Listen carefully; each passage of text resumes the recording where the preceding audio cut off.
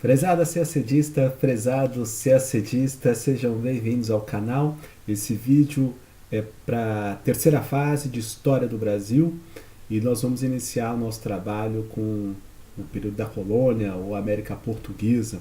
América Portuguesa é um bom conceito para você usar na prova de terceira fase, em vez de Brasil Colônia. Embora Brasil Colônia também seja utilizado e a banca não se atenha exatamente a essas questões conceituais.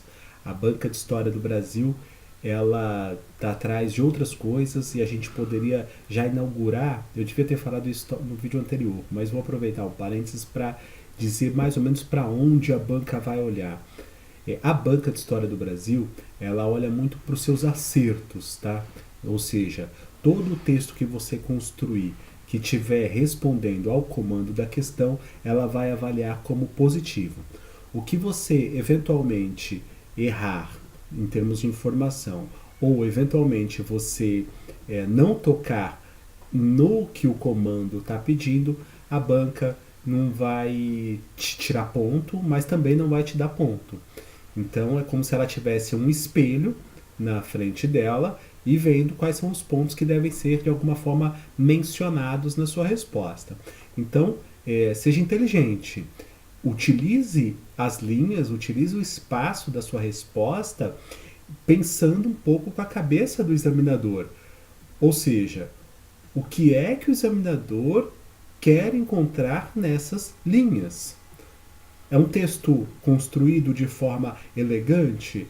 É um texto com introdução, desenvolvimento e conclusão? Ou são informações que ele vai cotejar com o espelho que ele tem? Muito bem, diante dessa reflexão, diante desse diagnóstico, eu recomendo que você, ao estudar História do Brasil para a terceira fase, você se atenha ao que o professor Luigi, inclusive, vem tocando no assunto, vem levantando essa bola há algum tempo. Você se atenha aos nomes, às datas e aos fatos. Esse é o jeito de ver História do Brasil na terceira fase. Agora, pelo amor de Deus, né? Não vai chegar lá e escrever um compêndio. Esses nomes, essas datas e esses fatos, eles estão vinculados a um fazer historiográfico. E o que é esse fazer historiográfico? É ler historiograficamente esses nomes, essas datas e esses fatos. Eles precisam fazer sentido do ponto de vista de um olhar do historiador. Agora, a prova não é um concurso para professores de história ou pesquisadores de história. A prova é um concurso para diplomatas. Diplomatas, eles têm um viés bastante formal na sua atividade profissional. A prova de história não entra exatamente nesse mérito, mas ela identifica certamente se o seu perfil é um perfil de um bom leitor de história. Né? Você não é exatamente um historiador, mas você é um leitor de historiadores. E como você demonstra que você lê história, que você tenha conteúdo de leitor de história? Como que isso funciona na sua prova? Eu queria complementar as observações do professor Luigi. Aliás, eu recomendo fortemente que você se matricule, seja para 2018, seja para 2019, nos cursos do professor Luigi, porque ele de fato identificou o espelho da prova. Há outros professores excelentes no mercado, tá? Longe de mim dizer que o professor Luigi é unanimidade. Você pode pegar aí João Daniel, João Araújo, Goiena, enfim, há uma série de professores muito bons de história do Brasil. No caso específico do Luigi, ele foi o cara que identificou o espelho da prova. Então, seja inteligente para a terceira fase e vai à fonte.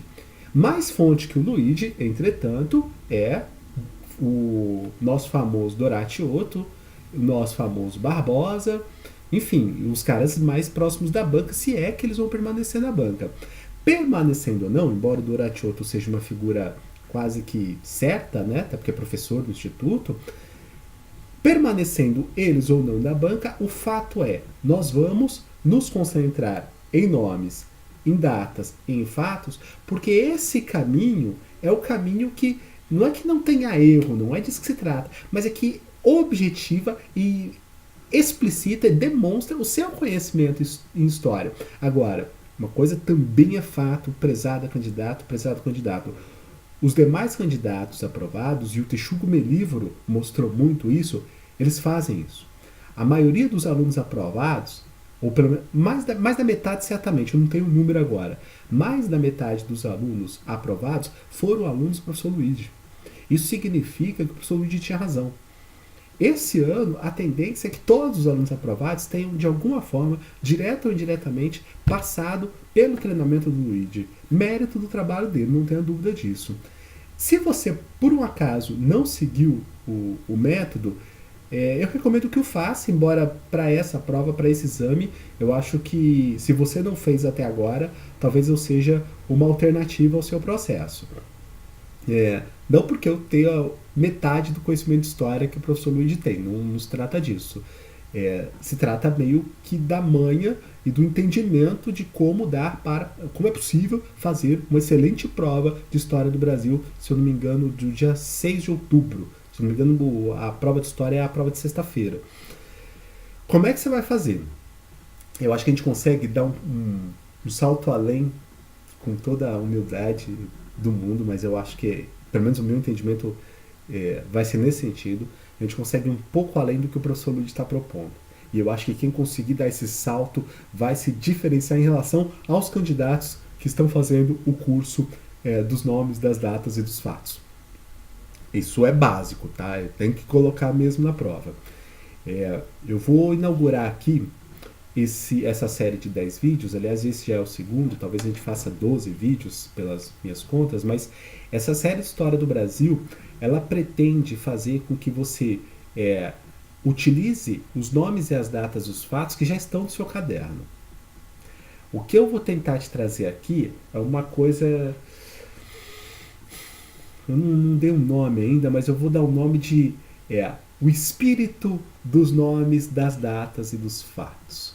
O que é o espírito do nome, das datas e dos fatos? É o que já está nos livros do Dodô, do Boris Fausto, da professora Lília? Não é. O espírito desses nomes, das datas e dos fatos, ele é um espírito que volta no tempo. E o que significa, César, voltar no tempo? Pois nós somos as fontes primárias dos documentos. Eu acho que a leitura ipsis literis das fontes primárias de alguns documentos fundamentais para a nossa história, para a historiografia brasileira, vão te trazer o espírito daquele tempo. E é com esse espírito daquele tempo que você vai escrever os nomes, as datas e os fatos. Eu não esqueço mais de uma fala do Murilo para o professor Luigi. Eu posso falar porque o Murilo, além de ser um baita candidato, espero que sejamos colegas no Instituto Rio Branco, além de ser um baita candidato, o Murilo sacou a prova. Ano passado ele escreveu alguma coisa mais ou menos assim para o professor Luigi, depois que ele fez a prova de História do Brasil. Professor, eu fui lá sem me preocupar com as formalidades. Eu fui lá escrever sobre história. É isso. Uma vez que você já tem o conteúdo, quando você escreve sobre história, o conteúdo ele flui.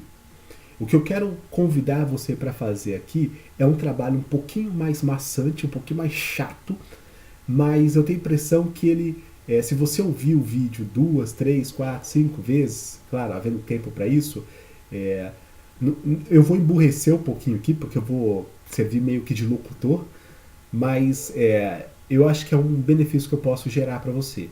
Eu vou ler algumas fontes formais para você. É isso que eu vou fazer.